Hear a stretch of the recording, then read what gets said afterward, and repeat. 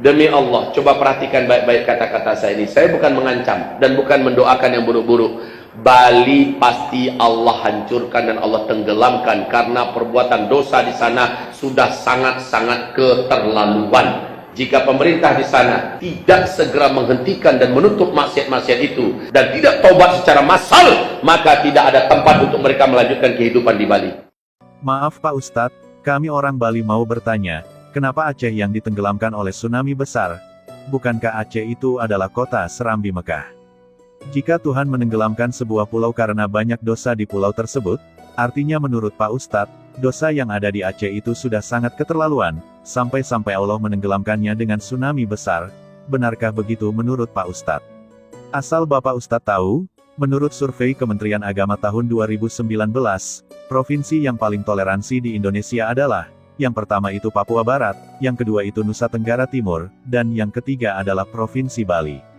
Dan provinsi paling intoleran di Indonesia adalah, yang pertama itu Aceh, yang kedua itu Sumatera Barat, dan yang ketiga itu adalah Jawa Barat. Dan asal Bapak Ustadz tahu juga, wisata seks berkedok halal itu adanya di Puncak Bogor, Jawa Barat Pak. Prostitusi kok dihalalkan sih Pak? Apakah Bapak lupa, pelecehan seksual terhadap anak, banyak terjadi di beberapa pesantren di Indonesia. Di pesantren lo Pak Ustadz terjadi pelecehan seksual, bukan di kafe-kafe.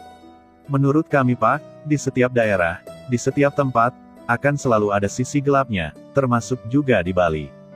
Di setiap tempat atau organisasi, akan selalu ada 10% orang baik, 10% orang yang tidak baik, dan 80%-nya adalah hanya menjadi pengikut dari 10% yang dominan. Jika di suatu kelas, yang menonjol adalah 10% orang-orang yang tidak baik, orang baik yang 10% hanya diam, maka 80% sisanya akan mengikuti jejak orang-orang yang tidak baik. Pertanyaannya, 80% di setiap daerah itu, menjadi pengikut 10% orang-orang intoleran, atau 10% yang toleran.